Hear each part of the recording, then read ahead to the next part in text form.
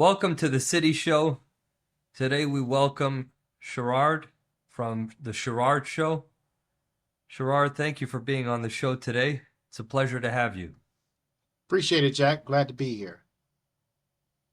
So you're based in Hollywood, California, right? That is correct. Can you tell us a little bit more about your career? Well, Jack, my television, well, I say my acting career started way back in 1994. I started acting for a company in Chicago, actually. And then from there in 97, I started fashion modeling all over the world, which led to a lot of hair care product ads, New York runway and things like that. But while doing all that, I got a lot of experience in the industry. So in 2010, I decided to start my own television show based upon my experiences in acting as well as in fashion modeling. With a theme of having celebrities to be on the show to back my experiences as well as theirs. Well, that's fascinating. Can you tell us a little bit about your experiences with celebrities in LA and other cities?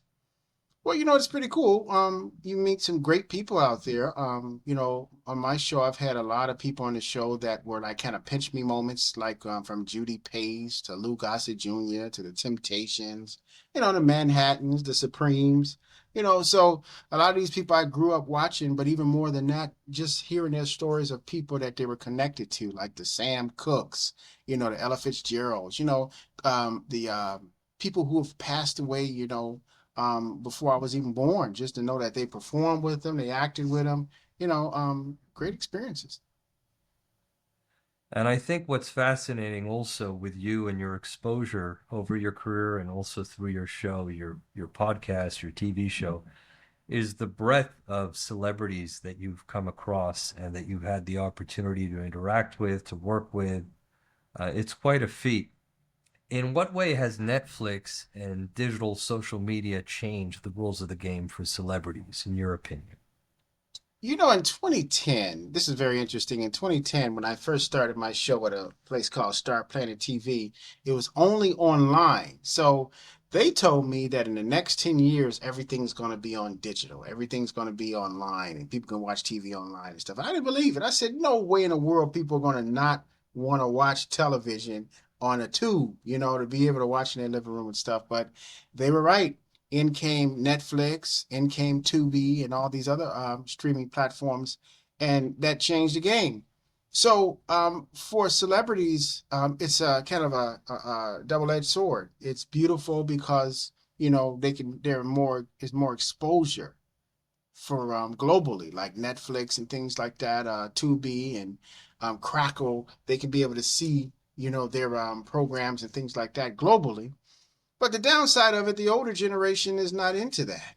They're not into streaming and things like that. So a lot of times, if they can't see it on TV, like they did in the 50s and 60s and 70s and things like that, they may miss it. They don't know how to work the Netflix or the Tubi. So, yeah, you win some, you lose some.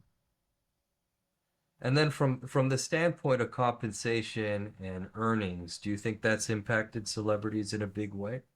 It did, because a couple of years ago there was a big lawsuit where, there's a strike actually. It led to the strike because a lot of the actors, felt they should be getting royalties from streaming, not just from the film industry. So that's what led to the strike.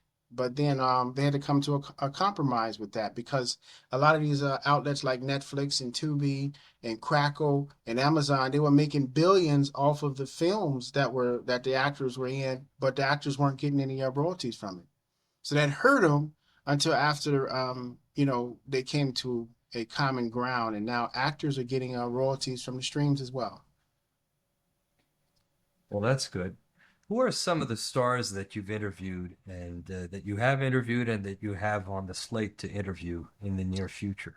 As I mentioned, the Lord has blessed me to have Lou Gossett Jr. on the show, Les Brown, the Supremes, Melissa Manchester, Joe Montega, Ronnie Marmo, um, some big time boxers on the show. We had the late great Mary Wells, MC8. Looking at my wall here, I've had Sean Kanan from Cobra Kai. Like I said, the Temptations, the Manhattans, the Emotions.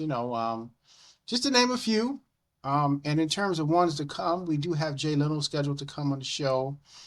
We also let's see now, who else do we have on there? We have Mike Tyson scheduled to be on the show. We have Michael Spinks. Um, and then also we have who else? Oh, we have Pam Grier set to be on the show, and then Billy D. Williams is coming up as well. And we're going to be talking about Mike Tyson quite a bit today. But before that, how is it that some of these groups like the Temptations, the Supremes, they've been singing since as early as the 60s.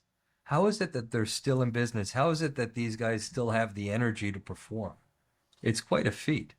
It is. Well, people like you and me who support them, and when they said some of the greatest rewards with them is that when they're performing and the audience knows all their songs, that makes them so happy because Otis Williams is the last remaining original Temptation, and I was so honored to be able to have him on the show, as well, and hearing his stories about David Ruffin and Smokey Robinson. And, when they were on the show, that was their 62nd year of being together as the Temptations. So I was so honored to talk about that. And they said people like us is what keep them inspired. Incredible. So some of these guys must be well into their 80s if they've been performing for 60 years. That is correct. And the stories they have to tell and the things they've gone to. Another big name I've had on the show, I was such honored to have about 3 times on the show, and that's Mr. Gene Chandler, the Duke of Earl. Oh, the Duke of Earl. Oh, that's quite a band, isn't it? So we're going to hop on to discussing Mike Tyson, and particularly it's the subject of the hour since Jake Paul and Mike Tyson just had their big fight on Friday, November 15th. What do you think it is about Mike Tyson that people admire and respect so much? And by the same token, what do you think about it is about Jake Paul that rubs them the wrong way? Well, Mike Tyson is very endearing. The people love him so much because he's candid, he's honest, he's reflective, and self-deprecating in a lot of ways. He's not moved by money. He admits that he messed up. He blew things. I remember he was telling a story about how, he had a 400 million. He gonna turn around and buy a pet tiger. And he felt that, at the time he needed a pet tiger, but now at his age of 58, he said, "How stupid was I to have a pet tiger?" There was a period in time where he said he wanted to go and fight a gorilla. He thought he was that bad. But now he's looking back how stupid he was. He said he must have been on drugs. And then he talks about that's something very interesting.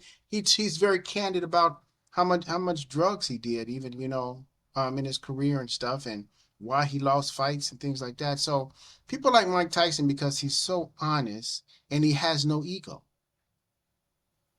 He has no ego, and you make a good point about that. But I think the Mike Tyson of the 80s, particularly when he became pro in 86, I believe it was, at the age of 20 years old, he was a very different kind of human. Just like, most of us guys, when we're in our 20s, we're all ego driven. And then life and life experiences kind of bring us back down to earth. And perhaps since he was such a ego-driven fighter, that he was able to become over time, one of the most humbled and authentic celebrities. And I think that's probably something that resonates and resonates well with people, and that people appreciate, That is and true. why people People like. people like his honesty. I mean, he was not that. He was talking about eating people's kids and all kind of things he was doing in the 80s, but he's learned from that. He lost everything, lawsuits. Went to prison and so many things. He had a very interesting childhood. He used to strong arm and rob people in New York. And he went to prison so many times even before Gus Customato discovered him. So when he went to prison in 1990, he said that was like a vacation. That was his escape from all the noise. But he's really a different person now, and that's what you can respect. Absolutely. And he said that in prison he had his peace. He didn't have his Exactly. peace before he went to prison. Exactly. Again, this is going back in time to the Mike Tyson in his early years. I think that both Mike Tyson and Jake Paul deserve respect. I know that true technical fans of the sport will say that Jake Paul is not a real fighter in terms of how he carries himself and his sportsmanship and so on. But I think he deserves respect, and certainly he's been willing to fight some of the greatest fighters, although Mike Tyson, not in his prime anymore, but still obviously deserving of major respect for that. That said, do you think Mike Tyson fought according to his heart or according to his pocketbook? Because there was some speculation that Mike was incentivized to keep fighting, keep the fight going, and avoid a knockout. And that had he had a knockout, again, pure speculation, I haven't verified this, but had he had a knockout in the early round, that he wouldn't have gotten any money. I saw a clip where Jake Paul swung at Mike and Mike ducked. And the old Mike that's a routine combination where he swings and then he comes around with a right and knocks you out. But on that clip from Friday, he ducked it, but he stopped just before he was about to hit Jake Paul, as if to say, Jake Paul was like, "Man, you don't forget, you forgot we're on script." My thinking is that Mike could have laid out Jake Paul a long time ago, but for whatever reason, he didn't. I can't say if it was scripted or whatever, but I don't know. But I don't believe that Jake Paul could have won if the Mike Tyson I saw training 2 weeks prior was the same one in the ring. I just didn't. I wouldn't believe that. He was a savage training. Anybody could see it. He had a voracious energy. Mm-hmm. Mm-hmm. Yeah. So I don't know. But my thing is that I could take or leave Jake Paul. I don't really care for how how he's doing it. And a lot of people are upset. A lot of people want to see him get knocked out and stuff like that. He's respecting the game in terms of training. He's starting in terms of that. But you play basketball, you play football, but you don't play boxing. And that's the thing that people need to understand. You really can get hurt and killed out there when you try and play boxing. Yeah, well, big question about Muhammad Ali is whether his Alzheimer's was, perhaps created in large part by all the blows that he took. And obviously he gave more blows than he took, but nonetheless, it's gonna impact even a champion like Yeah. Muhammad Ali, won't it? What do you think it is that Mike Tyson, who had so much and lost so much, what is it about him that he has become somewhat of a philosopher and connoisseur in the realm of psychedelics? These kinds of ego-defying substances like DMT, DMT, MEO5, and so on. Also known as Bufo. It's almost as if Mike is constantly seeking to understand himself, to improve himself, and perhaps even reinvent himself. Well, when you've gone to the bottom in a pit of life, to the point where you were so low you had to reach up to tie your shoes, and nothing or nobody could stop you when you were in that free fall. God just put you through it, and you just had to go through it. And you realize that that's something you had to go through, but you came out of it. You have such a different view on life. You don't have an ego. Nobody can give you anything to make you happy, or nobody can take anything away from you to make you happy. You have a contentment that's beyond words, because when you're at your lowest point, it was nothing you could do to stop it. So he's very reflective. He's candid. He's very honest. There was an interview he did earlier where he said legacy is just a made up word. He's not into all that legacy stuff, because he said, I'm gonna die like everybody else, and then what happens to my legacy? But Mike's legacy will live on because, what he did in the ring, what he did for boxing. He brought a lot of fans to the game in '86. And a lot of people very spoiled because they thought boxing was what it was. If you didn't get knocked out in the first, second round, courtesy of Mike Tyson, that wasn't a good fight. But that was just his doing. But the thing is that Mike changed boxing forever, just like Muhammad Ali did. I think it's very inspiring for someone who was such a tough guy, who was the toughest, right? The Iron Mike, to be able to come down to earth on the lowest of lows and just be a humble guy. some one of the most humble people out there, certainly in Hollywood. And I think that's certainly very inspiring for us all. So Mike is from Bronxville, Brooklyn, right, in New York City. Do you think growing up in New York in the 70s and 80s, when it was a meaner city than it is today, do you think it contributes, growing up in that sort of environment, contributes to a different kind of fighter dealing with those mean streets of New York? Well, absolutely. He was born, in a tough spot where he had to rob people. He said he robbed people. He went to prison. He went to jail so many times. He had to survive. People don't understand. New York is tough. It's a tough place to live, especially, in the Bronx, parts of Brooklyn, it's tough. So surviving is not an option if you want to make it. So he did that. And, he was discovered again by Gus D'Amato to be able to see his talent level at 15, and he stayed with him and all that. But you know, the streets made him a killer, and it just translated into the ring.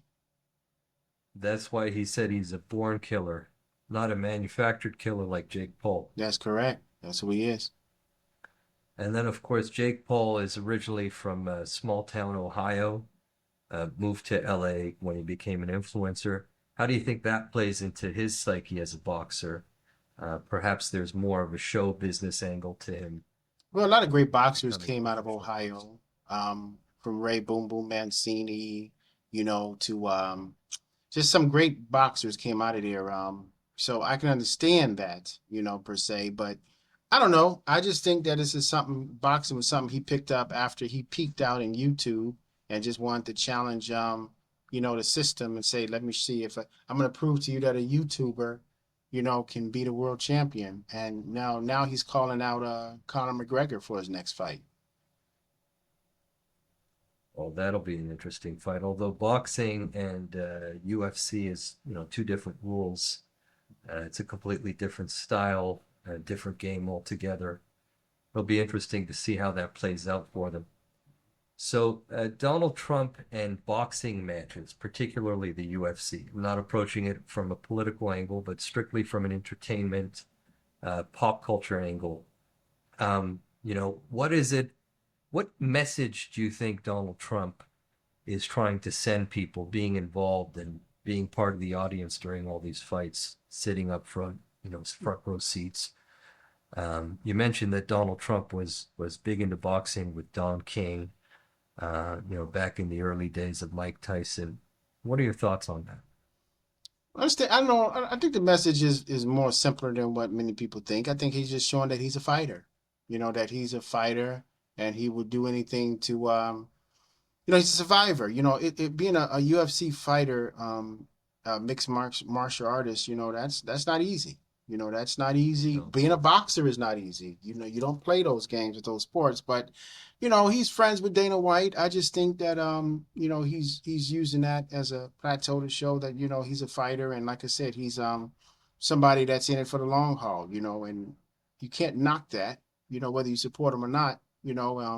He used to be affiliated with boxing in a bigger scale back in the late 80s, early 90s, with Don King. And, a lot of the big fights were set at his Trump Plaza and everything. But, I think that's kind of what it's symbolic of. of course. Do you think the UFC is touching the American spirit in a different way to the NBA and the NFL? I do. I do. You know, the NFL is the most popular sport in America. And so many people love it. It doesn't last long.